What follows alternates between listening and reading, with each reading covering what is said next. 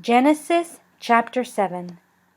The Lord said to Noah, "Come with all your household into the ship, for I have seen your righteousness before me in this generation. You shall take 7 pairs of every clean animal with you, the male and his female. Of the animals that are not clean, take 2, the male and his female. Also of the birds of the sky, 7 and 7, male and female, to keep seed alive on the surface of all the earth. In 7 days I will cause it to rain on the earth for 40 days and 40 nights.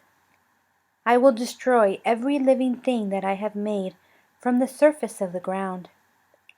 Noah did everything that the Lord commanded him. Noah was 600 years old when the flood of waters came onto the earth. Noah went into the ship with his sons, his wife, and his sons' wives because of the floodwaters. Clean animals, unclean animals, birds, and everything that creeps on the ground went by pairs to Noah into the ship, male and female, as God commanded. After the 7 days, the floodwaters came on the earth.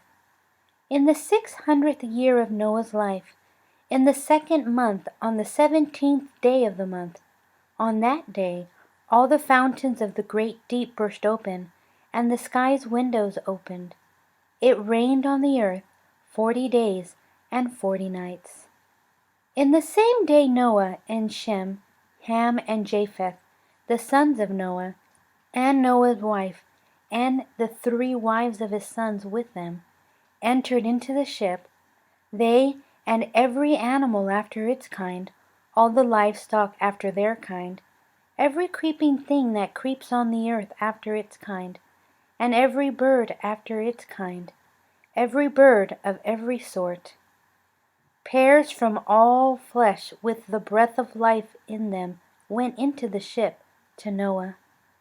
Those who went in male and female of all flesh, as God commanded him. Then the Lord shut him in. The flood was 40 days on the earth.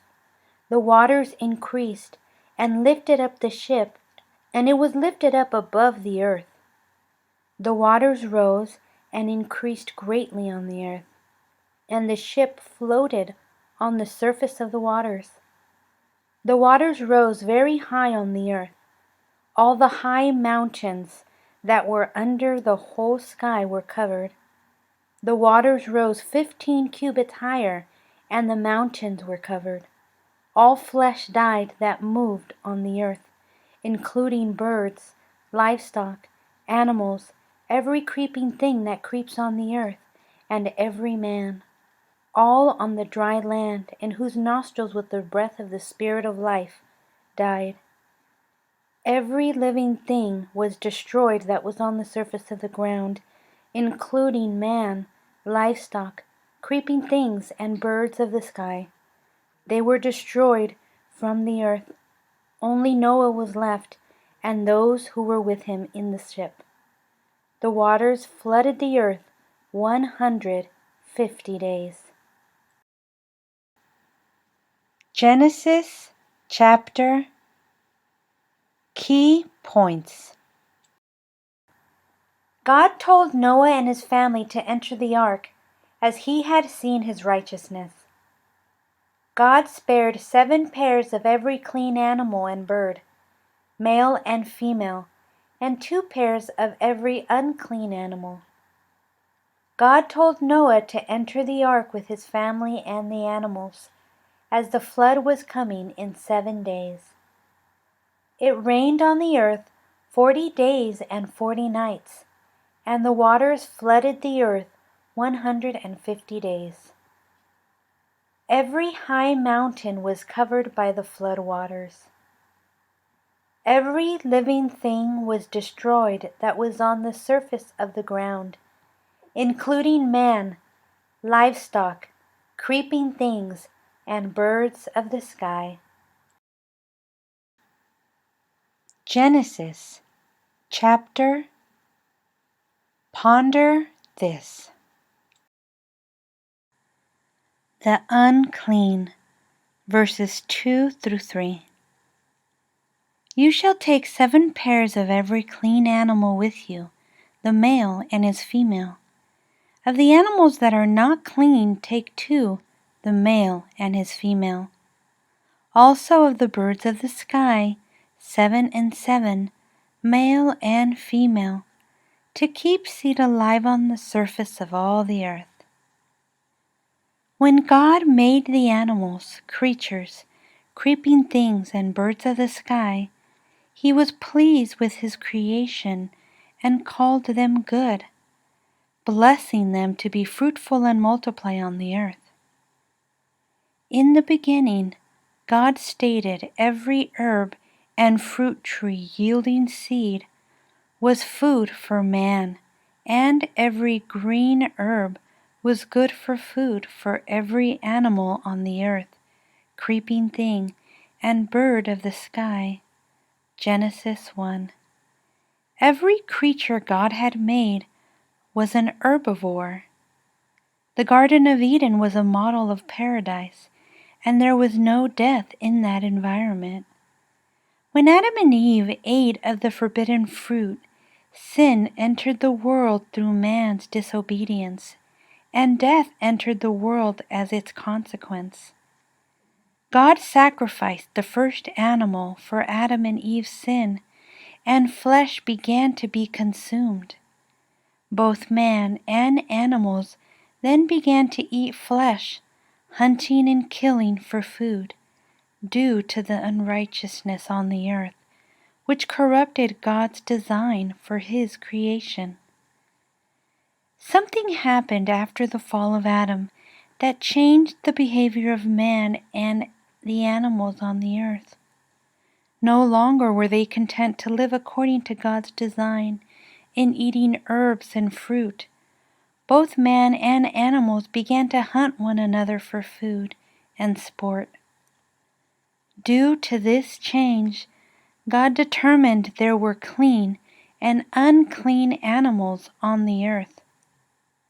God revealed to Noah which animals belonged in either category in order for Noah to set aside the animals God wanted saved to repopulate the earth. God revealed this mystery to Noah before He established which animals were clean and unclean in the law given to Moses. Leviticus 11. Although God had determined which animals were unclean, He did not destroy them from the face of the earth. These animals were determined to be unfit for certain purposes, most likely sacrifices for the redemption of sin. However, they were worthy to remain alive and repopulate the earth after the destruction of the flood. However, when Jesus Christ came down to earth to restore all things, He not only restored the order for mankind, He removed the unclean status for His animals when He told Peter, "Do not call unclean what I have made clean," which carried meaning beyond the gospel of Christ being given to Gentile nations. Acts 10. In 7 days, verse 4. In 7 days I will cause it to rain on the earth for 40 days and 40 nights. I will destroy every living thing that I have made from the surface of the ground. God created the entire earth and all living things within it in 6 days, and rested on the 7th day, having been pleased with His creation, for He said it was good. Genesis 2. God saw there was such wickedness on the earth, He lamented His creation, and determined to bring about a flood to destroy the earth and cleanse its wickedness. God told Noah he had to ensure all the provisions for himself, his family, and all the land animals and birds of the sky, which were to be placed into the ark. Noah had 6 days to lead everyone and everything into the ark, for on the seventh day God was bringing destruction onto the earth. The coming flood paralleled creation. Whereas in the beginning God created all things on the earth in 6 days, He was now giving Noah 6 days to save a sampling of His creation. Whereas God rested on the seventh day from His labor, He was bringing a flood on the earth in order to destroy all wickedness and thereby ensure the land had rest from wickedness, corruption, and unrighteousness. Noah needed continual faith. From the moment God revealed His plan, commanded he build an ark to His specifications, endure the challenges of time, resources, and ridicule from those around him, and believe God would bring him the favor, resources, perseverance, health, peace, and animals to fulfill his mission. Noah must have endured tremendous pressure and challenges once God revealed His intention. For God made it known He was bringing destruction and an end to wickedness and corruption on the earth. At that time, the fallen angels and the Nephilim were openly seen and operating on the earth, defiling mankind and creatures of the earth, and operating contrary to the will of God.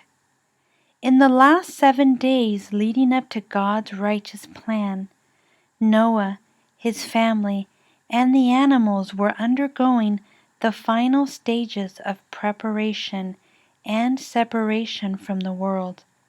They were confined into one location, awaiting God's judgment on the wicked. Surely Noah and his family were mocked for their preparations, and it entered into the minds of the wicked to destroy their ark or attempt to burn it down. However, God supernaturally protected all those marked for preservation, and once the ground erupted and the sky opened and the floods came, it was too late for anyone to either damage the ark or enter into it for preservation of life. Noah was 600 years old when the floods came. Verses 6 through 7. Noah was 600 years old when the flood of waters came on the earth. Noah went into the ship with his sons, his wife, and his sons' wives, because of the flood waters.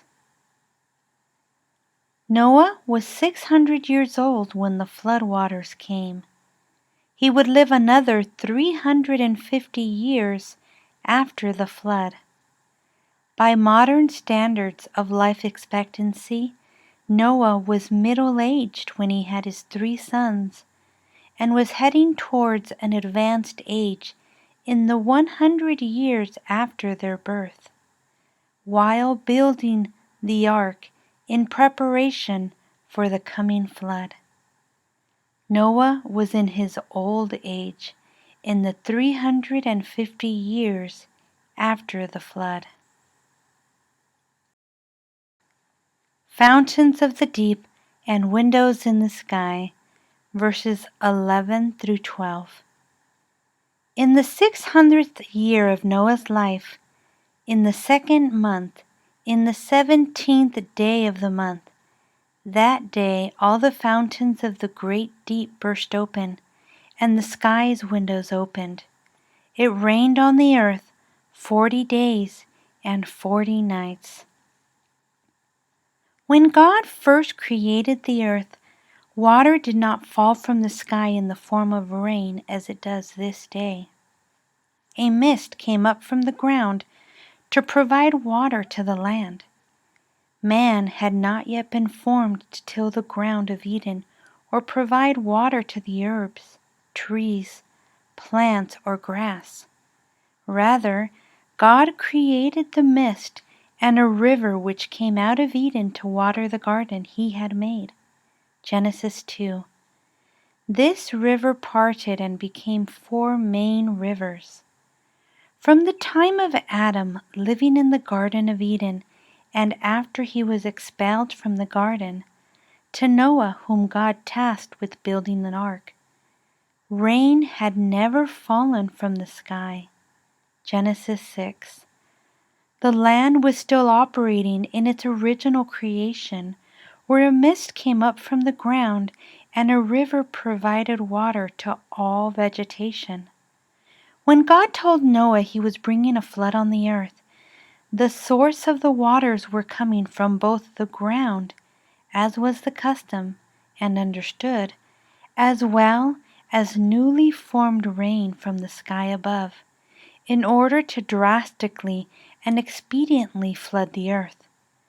The fountains of the deep burst open. This verse states that there were water sources deep in the earth which were no longer restrained. This could refer to previous pockets of water deep in the ground and oceans which were loosed by a seismic event simultaneously. This worldwide event, in conjunction with the new phenomenon of the sky also bringing forth rain, was supernatural, as God had orchestrated the surplus of waters in order to bring upon the wicked calamity. The water rose 15 cubits above the highest mountains to guarantee death to man, beast, birds of the air, and the Nephilim giants on the earth. When God brought an end to the flood, the deep's fountains and the sky's windows were also stopped, and the rain from the sky was restrained. Genesis 8. Only to bring about a great and devastating flood on the earth did rain begin to fall from the sky. After the flood, and due to the fall of man in the Garden of Eden and the consequential cursed ground, God, in His infinite mercy, established rain to perpetually come down from above in order to water the land and assist the earth in replenishing the green herbs, trees, plants, and grass after the destruction of the flood. Both man and beast needed their vegetation, and men needed to repopulate the earth in order to tend its ground. The waters came 40 days, 40 nights, and remained flooded for 150 days. Verses 17 and 24. The flood was 40 days on the earth. The waters flooded the earth 150 days. The condition of the flooding must have been violent. Every building would have suffered damage and been swept along the waters, rivers, and tides of the flooding. Even though the ark was a massive structure, the force of the water carrying it along as the earth was drowned in water would have jostled the ark to and fro. Every man, beast, creature, crawling thing, and bird of the air inside the ark would have been frightened, and maybe even seasick at points in the journey. Aside from the supernatural protection God provided for Noah, his family, and the animals in his care, peace would need to have been present to keep the animals from attempting to run out of the ark and damage its structure. From the time Noah guided the animals on the earth and land into the ark, and through the rains, landslides, turbulent and raging flooding, and the receding of the water, they were on board the ark for approximately 6.5 months. Surviving such an event is evidence of the divine protection of God. Those who remained on land without the protection of the ark surely would have used their own boats or watercrafts after the rains increased beyond what was normal. They may have even had time to gather together and build floating vessels once the never-before-seen rains fell down from the sky. As the Nephilim were on the earth, giants with increased stature and strength, they could have created a large vessel high on a mountain top, while the rains were falling down below. Every creature living would have sought higher ground to escape the terror and death down below. As God was bringing the end to unrighteousness on the earth, no amount of boat building, mountain climbing, or flying would have preserved life. Only the ark could have survived the destruction on the earth. Beyond its construction, God ensured no damage was sustained to it while violence surrounded it.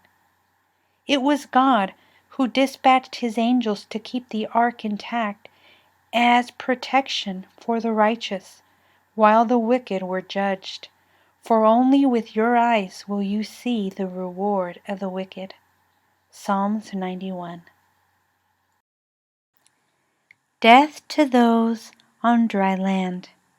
Verses 19 through 23. The waters rose very high on the earth. All the high mountains that were under the whole sky were covered. The waters rose 15 cubits higher, and the mountains were covered. All flesh died that moved on the earth, including birds, livestock, animals, every creeping thing that creeps on the earth, and every man.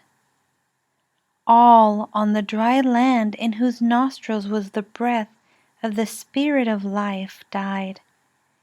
Every living thing was destroyed that was on the surface of the ground, including man, livestock, creeping things, and birds of the sky. They were destroyed from the earth. God determined he would bring a flood on the earth to destroy wickedness, for he saw the earth and saw that it was corrupt, for all flesh had corrupted their way on the earth. Genesis 6. Along with the wicked men on the earth, the animals on land and in the air would also perish due to corruption. However, God created a covenant with Noah as he was found righteous in his sight, and his seed was not corrupted as was that of the man, animals, creatures, birds, and the Nephilim on the earth. God would spare Noah's family and a sampling of animals, creatures, and birds to repopulate the earth after the destruction of the flood. The Bible states all animals on land died, not that every created animal died, nor does the Bible state God brought sea creatures to Noah to save alive. The animals in the oceans, streams, lakes, and ponds survived the flood despite the change in the salt content of the ocean with the addition of fresh water from the sky above, the fountains of the deep, and the introduction of salt to fresh water, and are represented on the earth today. The flood was a worldwide event, ensuring there was not a place on dry land which allowed for creatures not set aside by God to survive the constant deluge of water introduced onto the earth. The waters went above the mountains to ensure every creature of great height and every bird which flew had no perch on which to escape death. The Nephilim, offspring of the fallen angels and women, were giants, and they could not survive on land despite their stature, as God brought the waters high above the mountains to bring the end of life to all those on dry land, as their environment became uninhabitable. Flavius Josephus, the Jewish historian, wrote, "It was not he who brought the destruction on a polluted world, but that they underwent that vengeance on account of their own wickedness, and that he had not brought men into the world if he himself determined to destroy them, it being an instance of greater wisdom not to have granted them life at all, than after it was granted to procure their destruction. But the injuries, said he, they offered to my holiness and virtue forced me to bring this punishment upon them. Jewish Antiquities, Book 1, Chapter 3, Paragraph 8, Section 8. Genesis, Chapter Quiz.